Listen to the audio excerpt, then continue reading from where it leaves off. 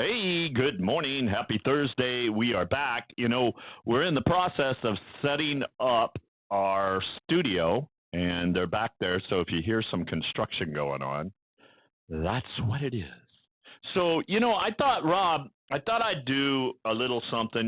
Kelly Clarkson, she's always opening up her show with a little song, and she does somebody else's song. So, I'm in the Christmas spirit, and I thought I'd do I'm dreaming of a white Christmas, just like the ones I used to know, where the treetops glisten and children, oh, how they listen to hear the sleigh bells in the snow.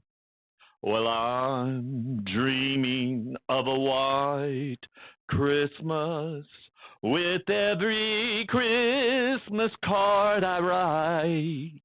May your days be merry and bright,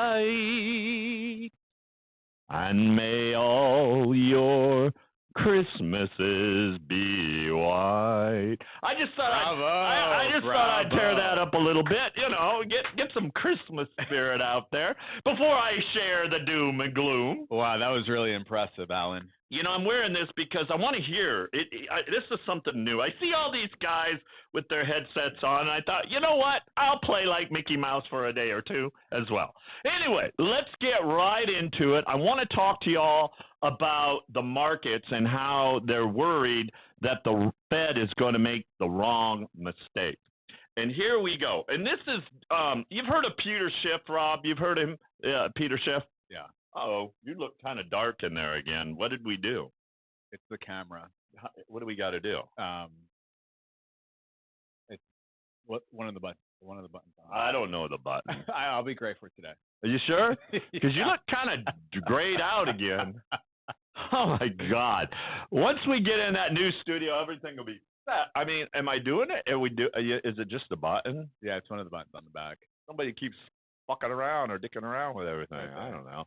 Anyway, so stocks right now, Rob, they've struggled in recent days. In fact, it's been a 5-day. I don't know if today's going to be a breaker of, the stocks being down for the last 5 days. Could possibly be. But, it's the way the market is. It's volatile. It goes up, it goes down, but eventually it's going to go down because it's going to have a reset. And stocks now have struggled in the recent days due to some better than expected economic data and more hawkish talk coming from these Fed officials. And this has revived fears that the Federal Reserve could make a mistake and actually raise the rates too high and keep them there for too long. And speaking of a recession, and in a podcast that Peter Schiff said, he said that the markets are now worried about the wrong mistake. And I agree with Mr. Schiff. Can you move that camera over just a little bit? Maybe it's okay. I think it's okay. All right. I think it's okay. What do you think? Yeah, I just think your screen's off the side a little bit. Oh, maybe that's what it is? Yeah. Or maybe I'm just off There you side go. a little Boom. bit. I think I'm off side a little bit. Anyway, here's what Peter said. He said he thinks that there is still a chance that old St. Nick will show up with the Santa Claus rally in stocks. This is what Peter is saying. And he said, I don't expect the rally to have much behind it, meaning I don't look for too much in the way of upside. But I do think that there's a good chance that we're going to do another short squeeze before the next leg lowers, which I think will happen, he says, in January. And if not, even before the end of December. So to the extent that we get the Santa Claus rally, you don't want to buy it. In other words, don't buy into that crap, okay? And in fact, you don't even want to buy in anticipation of the rally because it may not even frickin' happen. And you're going to be left with, listen to this, coal in your stocking. But you know what, Rob? I think a lot of people are going to be left with coal in their stocking anyway this year because of that darn inflation that's going on with the Biden inflation. I mean, prices aren't going down. I don't see it. You know, people are looking for, as far as job listings out there, there's more job listings out there than ever. I mean, go ahead. What were you going to say? I was just going to agree with you. I mean, I read a report today on Forbes and Bloomberg saying that most millennials now have moved in with parents because of Biden inflation, because of Oh my God. Yeah, how things are right now here in the U.S. So it's like, seems like we're moving towards a recession or a potential, Great Depression. That's terrible. But yeah, I could see Peter's point because the first 2 trading days of December, we did see a little spike. It's kind of flat, kind of went down into the red, and I could see a Santa rally. I mean, historically, December's there's always 5 trading days at the end of the month where there's rising price rises in stock. So I mean, yeah, I could see it, but then I could see January people getting completely crushed and decimated. Yeah. Peter said that the market reaction to Jerome Powell's recent speech got him thinking about the possibility of a Santa Claus rally. And he says that the markets ignored Powell's hawkish talk about interest rates going higher and staying there longer and focused totally on the prospect of a smaller rate hike in December. That 0.50 basis points, right? Yeah. But in the last few days, several of these Fed members, they've now repeated Powell's messaging about having to go higher for longer. In other words, they're going to have to possibly raise these interest rates higher and even go longer on that. And that's what some of these Fed guys are talking about, not just Powell. Powell said what he said, but then you've got all these other Fed members. Remember, the Fed is made up of many different presidents because it's a corporation. See, people don't realize that the Fed is totally not ran by the United States government. It's an entity on its own. And then you got Jerome Powell, who is the chairman of the Federal Reserve, and then you've got these presidents that are all lined up, right? It's like Tweedledee and Tweedledum or the Three Stooges, Moe, Larry, and Cheat. And some of them are always getting knocked in the head, but, a lot of them talk some sense, but Powell don't listen to them, right? But anyway, there's also some better than expected economic news. And the ISM Services Index came in higher than was expected with the factory orders back in October. And it was something of a 1-2 punch, boom, boom, boom. And this 1-2 punch, and as soon as the data came out, the S&P futures, they sold off sharply. And then gold also charted a big drop when that happened. Well, the market participation is this stronger than expected economic data, which will prevent the Fed from recognizing that the inflation threat has now subsided. And that will lead to the Fed making a mistake and raising the rates too much and leaving them too high for too long, Rob. And that's going to cause an unnecessary recession. And all of this is scaring the stock market right now. But the reality of this is that we're already there, meaning we're already in a recession. And we don't have a very strong economy. Don't listen to what they're telling you out there. Biden, he'll say nanu, nanu, nunu, like Mork. Remember Mork and Mindy, Robin Williams? He was like nanu, nanu. Well, that's what Biden was doing the other day up in Arizona when he was at the chip company. He didn't know nano, nunu, what? He didn't know anything. I saw that. Did you see that? It's hilarious. Hey, Laura Ingraham and them, they were showing it. It was like, holy crap. And then when he got done talking, he isn't sure where he wants to go. He isn't sure if he's supposed to go right. He isn't sure if he's supposed to go left. He don't even know if he's supposed to go forward. Right. That's why he's. I remember I was watching him at one time. He was trying to jump off the stage like Superman. He's like, what? Anyway, so let me tell you something.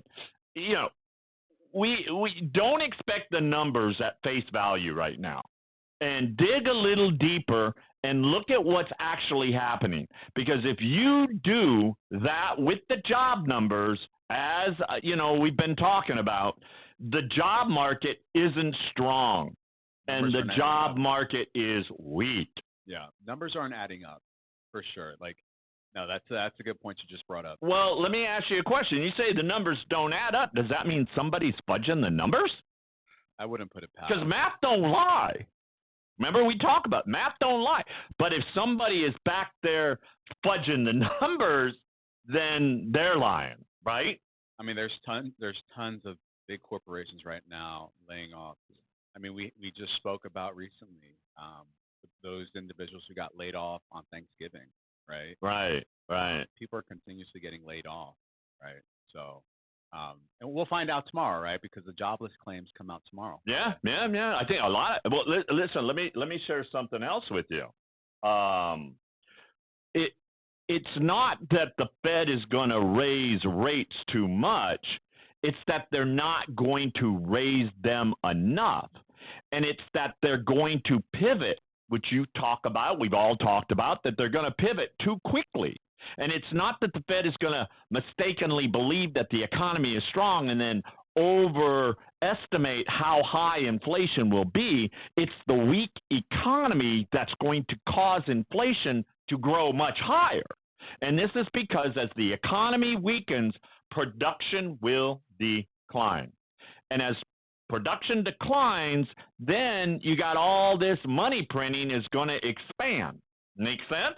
Yeah. Right? And in fact, at some point, the Fed will pivot in response to a much weaker economy than it expected. And that's when the dollar is really going to tank. And that's when the consumer prices are really going to take off. What does that mean if consumer prices are taking off and the dollar is tanking? What does that mean to you? Sounds like stagflation. Exactly. Stagflation along with the recession. Yeah. Damn, that's scary. Huge. And the weakening dollar, let me tell you, the weakening dollar will also cause the trade deficit to widen, which is going to put a downward pressure on the GDP and create a perpetuating spiral of inflation and economic weakness. And that's what we're feeling coming in the very near future. Because remember, the Santa Claus rally, right? That's what Peter Schiff is calling it, a Santa Claus rally. But instead of you getting presents, you're going to get a bunch of damn coal in your stocking.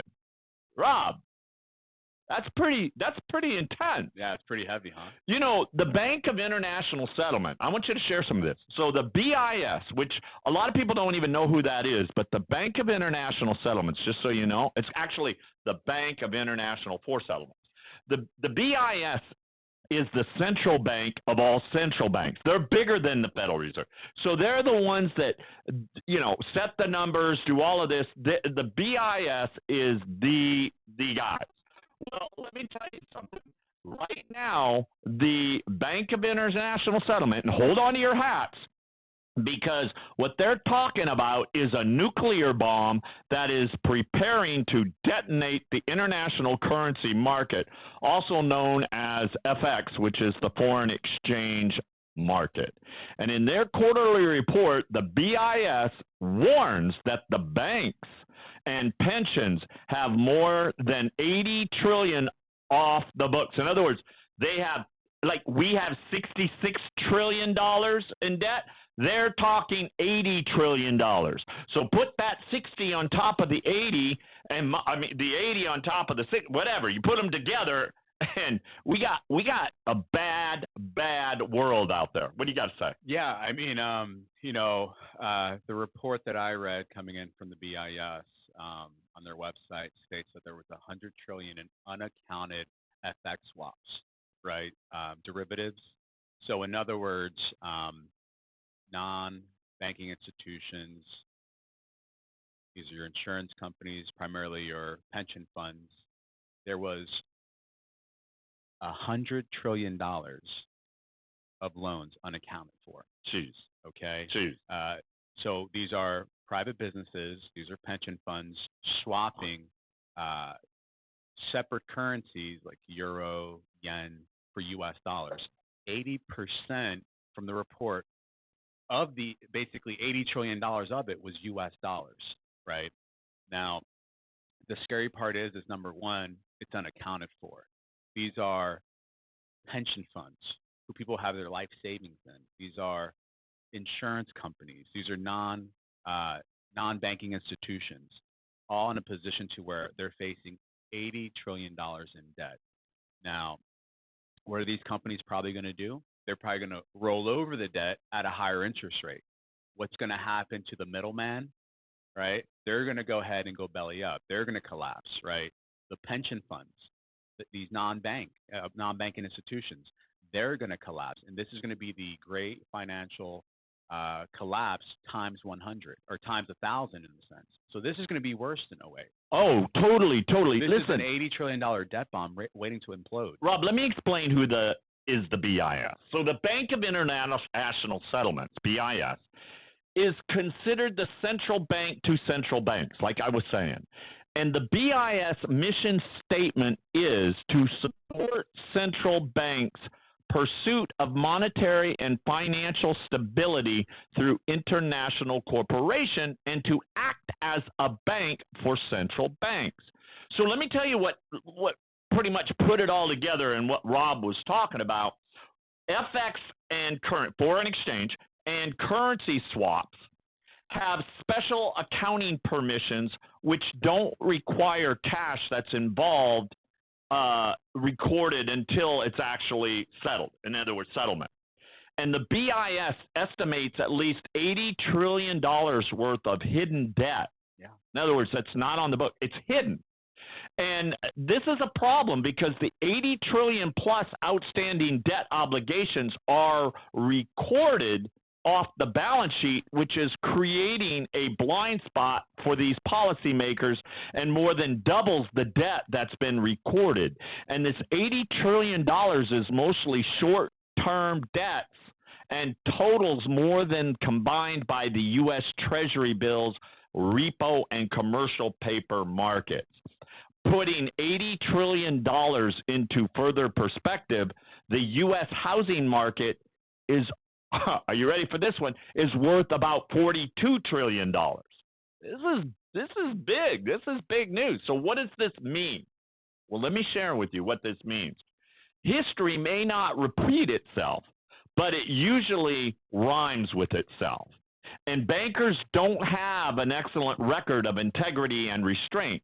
And in 1907, bankers actually speculated widely on copper, leading to the panic of 1907 and ultimately the creation of what we have here in the United States called the Federal Reserve. And the bankers engaged in risky derivatives and dishonest practices, which led to the Great Depression. And bankers then created the savings and loans crisis back in the 1980s. So those of you that are watching, I sure do remember this back in 1980 when the banks and the savings and loans, they all fell down. That's why we have the FDIC right now. Well, bankers made high-risk loans and manipulated the mortgage-backed securities market, leading to the Great Recession of 2008. And I'm sure you all, well as I do, remember what happened to us in 2008. Decimated. Horrible. And this is what Rob was just talking about. This is worse than 2008. Times 1,000. And so Rob, these are only few examples of bankers' greed leading to a financial ruin for countless people. And they're at it again. This is what's happening. But the numbers are a lot bigger than all previous times. And there's, we just lost ourselves. Where'd we go? Keep going. I think it's still recording. No, I don't think so. We just lost ourselves. Anyway, they're at it again, but these numbers are more significant than all previous times, and there's no oversight. There we go. At this time, I'm back on. That was kind of spooky. Yeah. It's the ghost. I can't wait to get out of this room. I'm like claustrophobic. You're on a roll. Keep going. It's crazy in here. Anyway, let me just continue.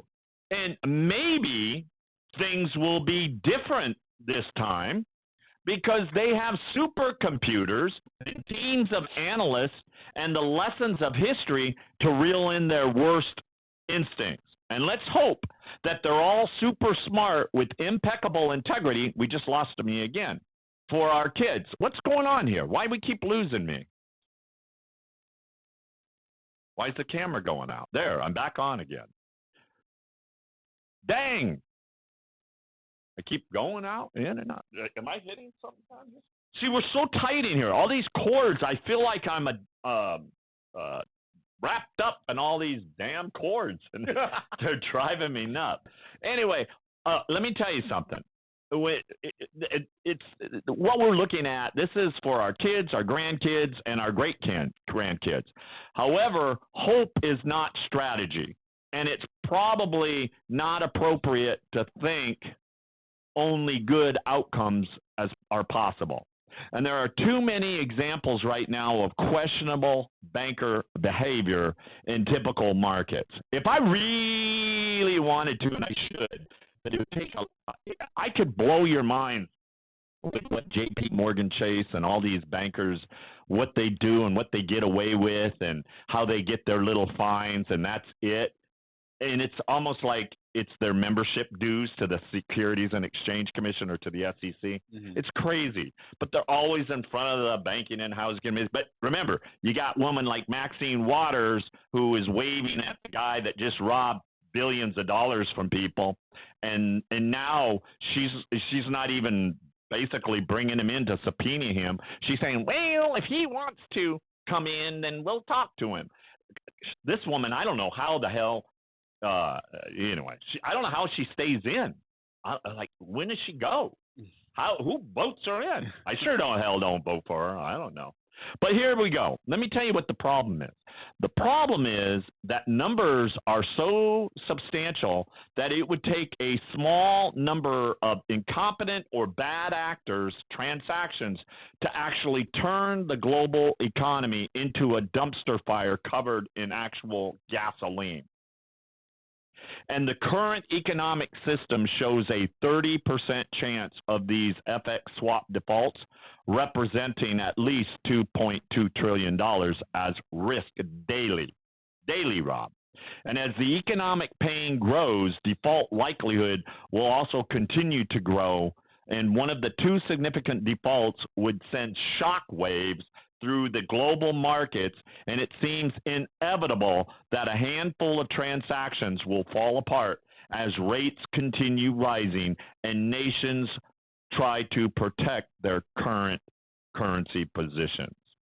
And eventually, you'll have an economy which, remember I told you? Remember I keep saying that we're going to wake up one morning and the bottom of the dollar is going to drop out, and it looks like it's going to be over in Asia because that's where most of our creditors are, and that's where I see the mass exodus is. Well, probably it's going to be Japan because it will no longer be able to manage its liquidity needs.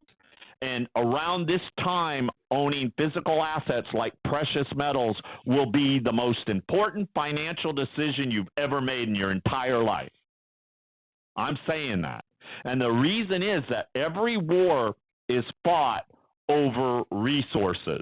And as countries and populations face more profound economic challenge, desperation becomes a variable. And desperation leads to desperate actions. And talking about trying to take things by force or war. And war is the fastest way to grow an economy, but also the fastest way to destroy one. Remember, Ukraine is being destroyed right now, and Russia is destroying Ukraine. And Ukraine will probably and eventually try to destroy Russia. But they will build back again. And they will build because these are countries. So the trillions or the billions of dollars that are going to go in to form these, well, it will come back again, right? And history has repeatedly shown that war is the best way to change the reserve currency. Think about this for a minute. And one result comes back to mind of World War II, which was the dollar became the reserve currency for the BRICS nations, and right now, became the reserve currency, and these BRIC nations, they want to overthrow the dollar dominance and use Russia's war in Ukraine to do it. This is why this war is not going to stop. It's not going to stop. And if it did, guess what? They just start it somewhere else again. Always a war going on. Think about it. As soon as they pulled out of Afghanistan, they started the Ukraine-Russian war or the Russian-Ukraine war. Think about that. So these BRIC nations, they want to, and I've talked about this, using the dollar, that they're tired of being dominated by the U.S. dollar. It's just killing them. Their currencies went down, but the ruble's been strong. So here we go. So the dollar dominance and uses Russian war in Ukraine to do it. And 4 days into the Russian invasion of Ukraine, it was warning that Russia was not trying to conquer Ukraine. Instead, they were going to draw out the conflict to draw the United States into a spending frenzy, which is what's been going on.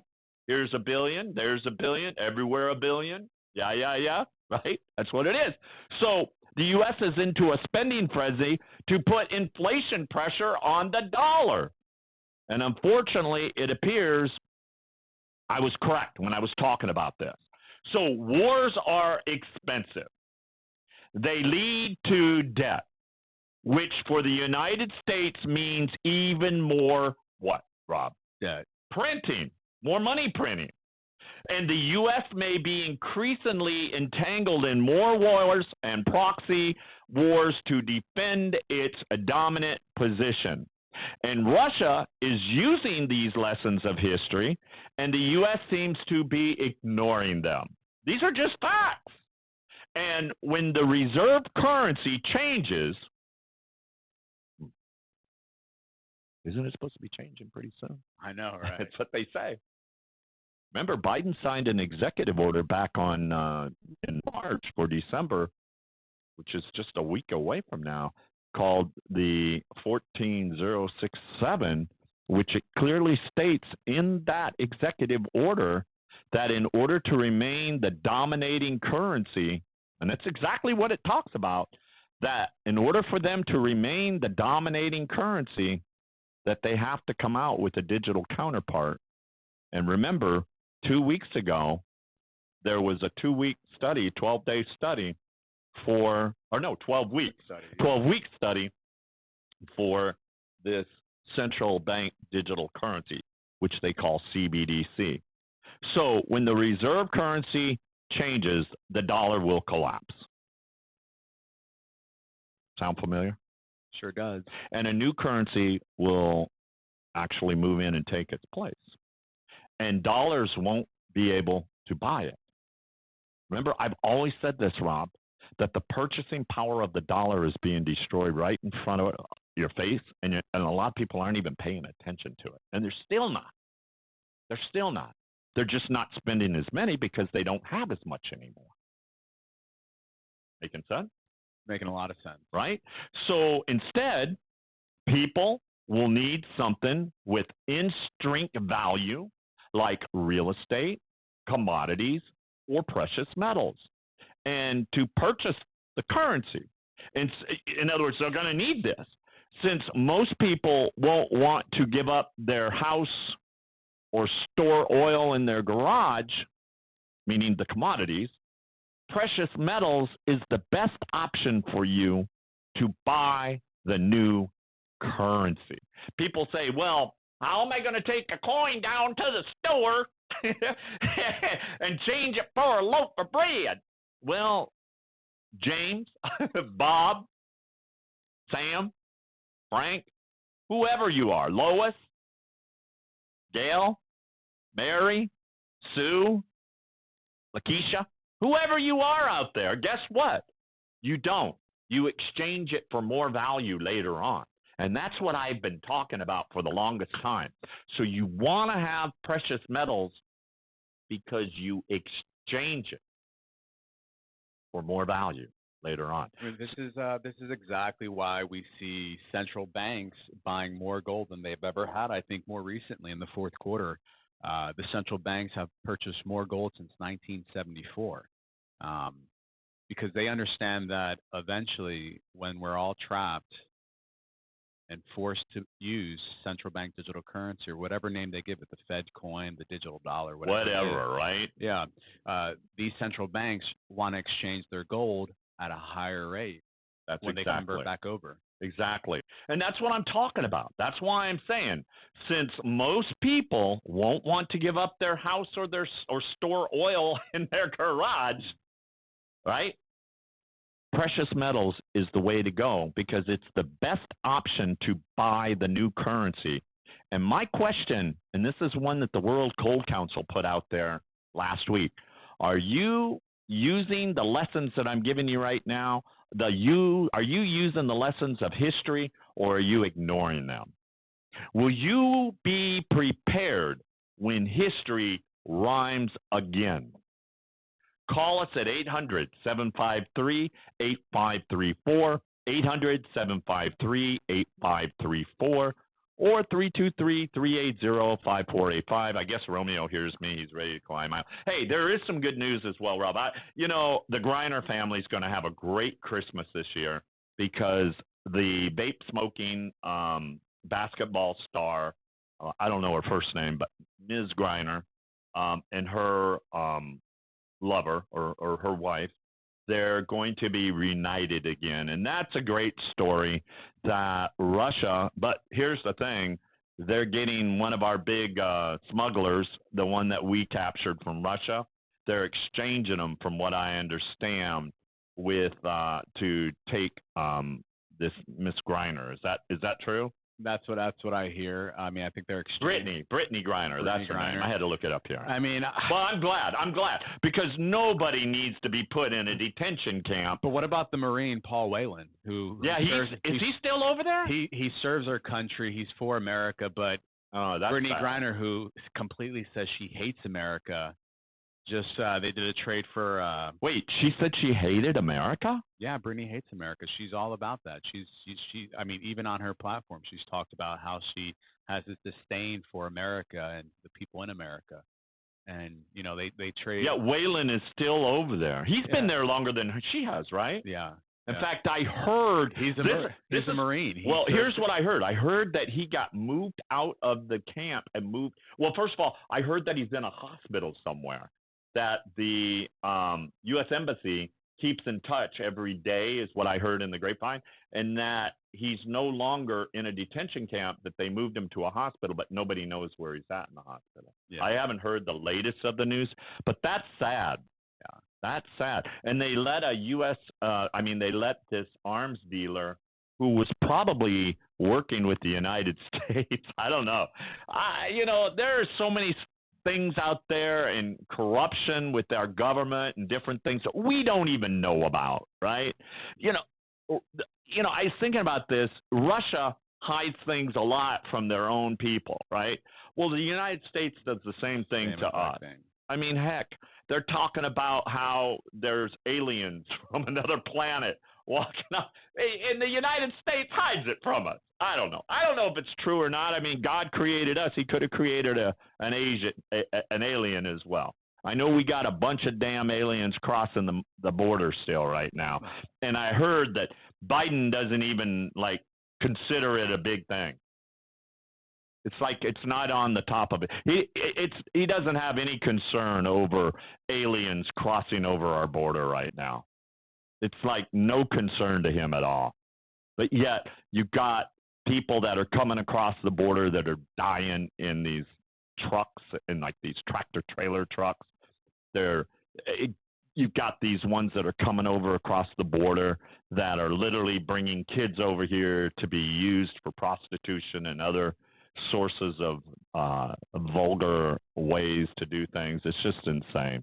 Anyway, listen, I enjoy y'all listening. Chime in, like us on Rumble, make some comments, share things. We're going to be in a couple weeks in our new studio. Cannot wait.